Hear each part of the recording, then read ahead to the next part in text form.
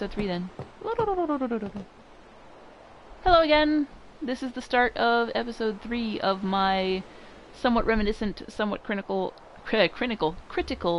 Let's Play of Final Fantasy X. I'm using the remastered version on the PlayStation 4. Streaming to Twitch before sending that to YouTube, so if I suddenly say something in response to someone commenting on Twitch, I apologize. Deal with it. But here we are. We got through the first part of the game where we saw Xanarkand and how the main character was a famous blitzball player who was the son of another famous blitzball player. We've seen some evidence that he was a crybaby when he was a child, especially after his dad died. We have seen some evidence that now he's kind of he basks in the attention of his fans as a famous sports player. But now he's been whisked away to he doesn't know where yet, which is actually like 1,000 years in his future, which I know because I have played this game several times. And he has been picked up by these guys after being alone for a bit, and now they're like, you're gonna go diving for us. Hop hop. Oh, almost forgot. So here we go. Oh, the sphere grid. The sphere grid is one of my favorite leveling systems ever. I have it set to use the expert sphere grid, which I think was part of Final Fantasy International, which never came to the United States before the remaster. But yeah, I don't need your tutorial. Yeah. Anyway, the way the sphere grid works, whether it's the original sphere grid or the advanced sphere grid, is you have these nodes, and your character is at a certain point on the sphere grid, and you use experience points to travel from node to node. Or it's not experience points. Ability points? Ability points. Excuse me. You use these points to tutorial. I don't need you. You use these points to travel from node to node, and you use spheres that you pick up off of monsters and out of chests, I think occasionally. You get them as you go along, and use them to teach your character abilities, to boost their stats, whatever. So the path you take on the sphere grid can have a huge effect, does have a huge effect, on how your character levels up, which is pretty awesome. In the original, the way the spheres, like the way you get the spheres from monsters, like you can see, if you look at where the question mark thingy is, because we don't know Riku's name yet, and look to the right of it, you see that one that's L1, that's kind of a gate. And below that is level 3, and off to the left by the display status thing is level 2. Those are all gates that in the original sphere grid, I'm using the expert sphere grid, but in the original sphere grid, those were used to make it where your character had to go a certain distance along a certain path before you could put them on any other character's path. So it locked the characters into playing a certain way until you got the spheres that would open up other paths. The advanced sphere grid has some of that, but it's a lot more free, it's a lot more open, which can give you a paralyzing amount of choice. If you want to, you can just make everyone black mages, or you can just give everyone all the hit points. But in the original game, it was a little bit more guided, let's say, more restricted. Either way, it's still a really interesting thing, because you can travel along the sphere grid, and going backwards also takes ability points, which kind of sucks. But yay, I can do it myself now. Keep going. You see how it's a different color, the background's a different color than the tutorial was, and how I'm not in the same spot and stuff? That's because this sphere grid layout is actually different. Let's see if I can figure out how to actually zoom out like they were saying. That's what I get for not paying any attention to the tutorial. And just... Okay, I feel like a dork. This tilts. This tilts. I was trying to zoom out to show you a bigger picture of the thing, but since I wasn't paying attention during the tutorial, I don't know how. LOL. Anyway, you can see that Titus actually starts near the center of the sphere grid here. I really want to know how to make that work, though. No. No. Alright. I'm silly. Okay. Anyway, this is kind of the center of the sphere grid right here. And if you go this way, see, this is Null Blaze. So this is the kind of the white mage direction. Yeah, that's life. Over this is kind of like the white mage corner, and the black mage stuff is over this way. You see, we have like the second level black mage spells here. Each kind of node has a different look to it, what it is, so you can kind of get a well, thanks for watching. See you, dude.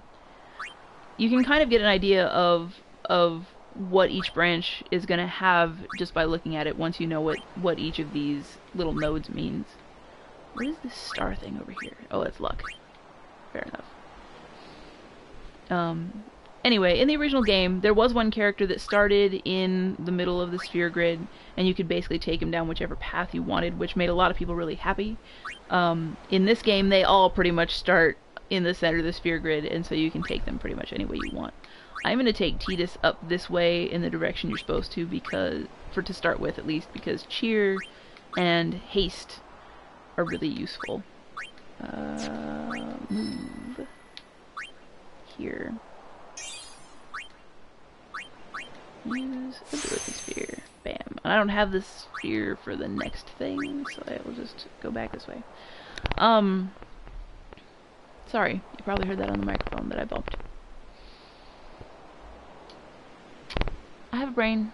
I can use it. But it's not really working right now. Okay, let's just go then. We found some ancient ruins right beneath. It's not active now, but there should still be some power left.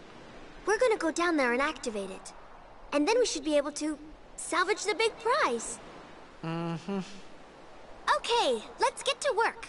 And that's more evidence that technology used to be a thing and isn't really anymore. The ancient technology trope is used a lot in, like ancient superpowered technology is kind of a trope that's used a lot in not just games, but in fiction in general. And whoops, wrong button. The here though, I think it's used pretty well because you've got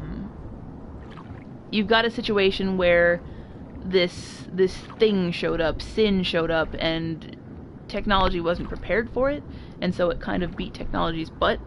And now people can recover that technology, but most people choose not to because the people who survived, a lot of the people who survived decided that, oh, technology must have been why this big thing came along in the first place. And it's an interesting sort of religion versus technology thing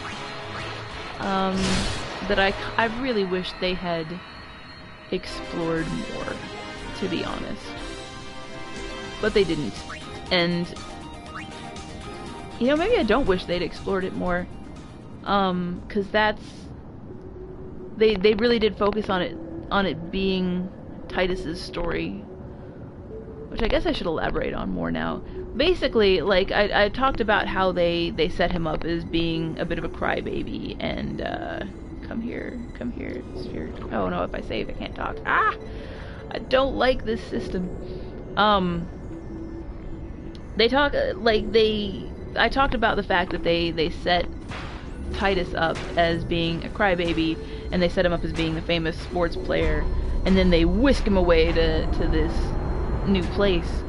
Well, in the course of trying to save the world, things happen, he experiences things, and ultimately... Is there any treasure around here? I don't think so. Nope. Ultimately, what happens is he like, just the completely different scenario, the high stakes change him.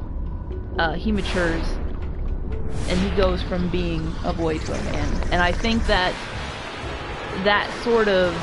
You see all kinds of, like, coming of age stories where you've got some teenage punk who, one or more teenage punks, I should say, who like, go out on their journey and save the world, yay. This is not a save the world, yay sort of situation, first off, which, kind of bites Titus in the feels later. And at the time, when I first played this, bit me in the feels as well. Up I go. But yeah, like they set the game up with all the things you're familiar with, and then they do, although you do still go and you do still save the day, there are, I mean, they do some really interesting things with that formula. Yeah. This is a really interesting use of red color here. I can't actually think of another situation in which there's just, in the game, in which there's just like pure red like that as the only bright color. There are a lot of places that are yellow, and there are a lot of places that are green, and there are a lot of places that are blue because there's so much ocean. But, I don't have any grenades because I used them all last time. Whoops. Please give me a grenade. Give me 3, even better. Schmack. Oh, I should have cheered. Cool. We'll just grenade. Ah, mob. I do not like this outfit for her. I like the outfit she's going to change into later much better. Don't remember what I'm supposed to do here. Out of attack range. Yes, yes.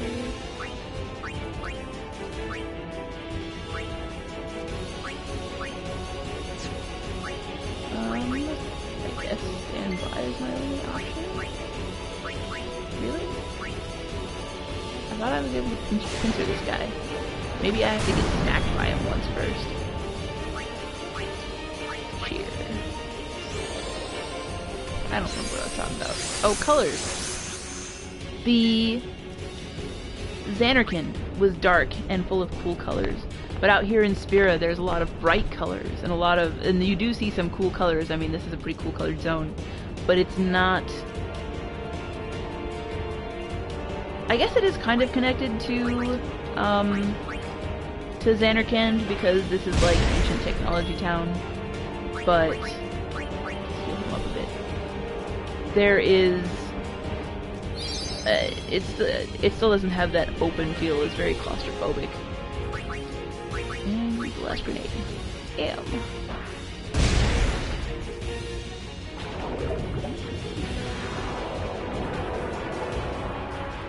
The only other place I can think of that's dark is like Thunder Plains. There's gotta be. Oh man.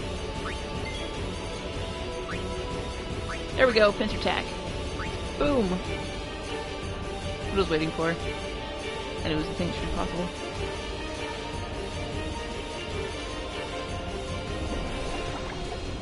I just don't have much to say at this point. Nothing is sparking. Nothing new. If I steal, will I get more grenades? I do. Yay! Attack!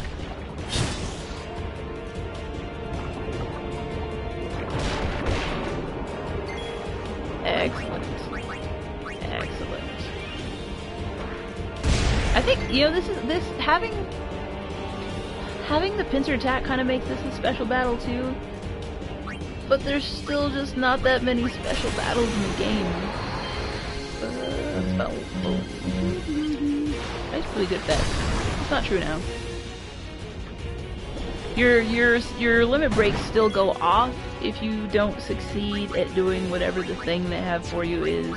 It just doesn't succeed as well, like it doesn't do as much damage. You basically have the ability to enact a critical hit whenever you want to, which is kind of nice.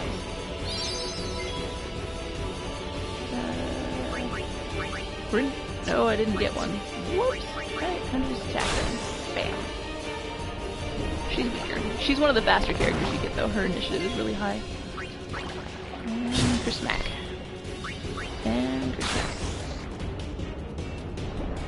Oh, her health is low. Stop her smacking her. There we go. Oh, did I kill it?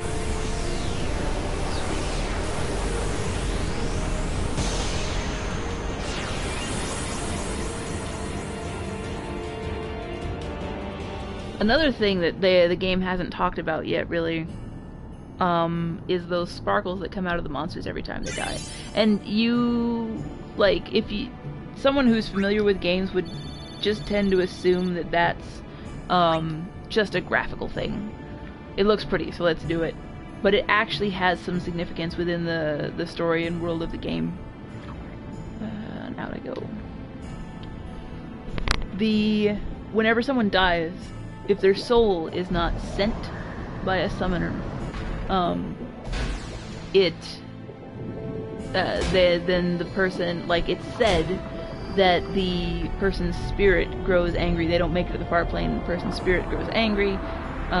They resent the people they loved, and so they turn into monsters and come back to haunt everyone, essentially, except that since they're physical monsters, they actually do damage. And so that's kind of like the story myth about how the monsters come to be. What's interesting is that in some, like, I don't know that I actually doubt their reasoning, because, I mean, you'll see later there's this really neat scene where Yuna performs ascending to ascend the souls along the far plane, and stuff actually happens with those same kind of sparkly, workly things. And then there's another thing that happens far later in the game, a few things that happen far later in the game that show that dead people and those sparklies actually do go together. It's a really interesting mythos that they've set up, and it's interesting to see how much is purely belief versus how much actually has a basis in fact, kind of like real religion. And you don't see that sort of thing very often in games. Usually a religion in a game is just a religion, like people believe these things but they're not true. Or like everything in the religion is true. You don't see a whole lot of instances where there's like some real stuff that the religion is based on, but you know, it's not 100% true or 100% not true. Dragon Age is another game that does that sort of thing. Like for the first couple of Dragon Age games, it looked like, you know, it had this lore and it was all just lore. And then you get to game 3 and it's like, actually, oh man, Dragon Age, if I start talking about Dragon Age, I'm gonna start too much. I'm gonna stop talking about Final Fantasy X here, but hungry. Man, Dragon Age. Anyway, how about that voice acting? It's really bad in this game. I think there are some times where it's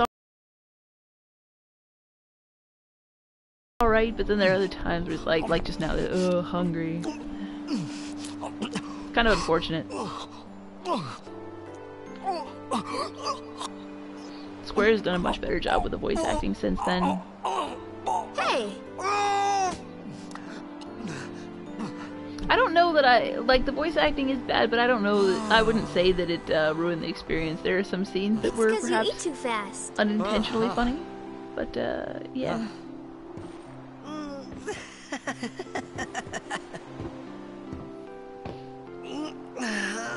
It's food. Now it feels great again. Still doesn't know what's going on though. Hello there. What is your name? Oh, as soon as he's back to Riku. As soon as he's back to like Really feeling better, understand. he kind of goes back to his old flirt with the girl's self. Huh? Doesn't he look arrogant, putting his hands on his hips like that? Just like, ha ha Didn't you ha. say so earlier? I didn't get a chance to. Everyone thought we were a fiend. We? That line's a little forced. We means you.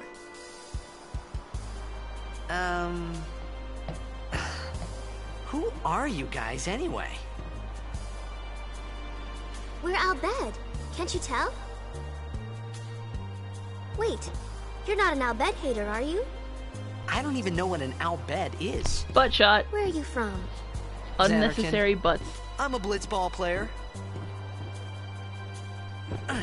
Star player of the Xanarkan Abes. Ha ha ha. Did you hit your head or something? You guys hit me? Oh, That right. line Do you remember anything before that? there is a lot in this game with characters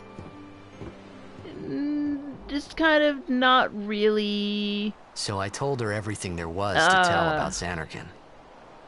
About Not life really there, telling him what the and problem Sin's is. attack. Not really communicating And clearly. About how and Arn and I were engulfed in this light. That I just kind said of goes things as along they with the came to way they mind. treat people who've been affected But then by I Sin's started toxin. to wonder. Sin's toxin has been mentioned a couple times, like back in Kilika. Wait, Did I haven't gotten to I that part in this playthrough yet. Say something funny? Whenever Sin attacks a town, the and people your that survive there's always at least a few people who Don't worry, you'll be better in no time. are They say affected your by head what they gets call funny when Sin's Sin is toxin. near. Basically, you get Maybe too you close to just had some Sin, kind and of it messes dream? up with your head. She's kind of talking about the same thing here. But everyone just assumes that You he's a mean I'm normal sick? guy Because of Sin's who toxin, yeah. is sick, who You has sure? a problem. Yeah, And there so is no whenever he Xanarkin says something anymore. that they think is Sin destroyed it crazy 1,000 years or asks So about no one something plays that they blitzball assume he just there. doesn't remember, they just kind of gloss over it. And that, I think that's kind of just how they What do you mean, 1,000 years ago? deal with But people I saw Sin who attack have Xanarkin. been affected by Sin. You're saying that happened 1,000 years ago? No way. This is where he finds out about the fact that he is no longer in Kansas. I was saying, the way it's kind of like the way they treat people who have been affected by Sin is to just kind of wait and hope that they come to their senses. And I guess they wouldn't have developed that tactic if it didn't work for the most part. But it means that over the course of the game, Titus gets some. He says some things which seem completely nuts or insensitive to everyone else, and they don't tell him that that's what's going on. They just kind of gloss over it and keep going, and that ends up leading to some pretty big shocks for Titus later on. So it's the sort of thing that you see very easily in hindsight, but at the time is not so clear. This is one of those games that I, like, the second time I played it through, I was like, ooh, oh, that storytelling. So, but yes, I'm going to end this third episode here, and hope that y'all have a good one in the meantime.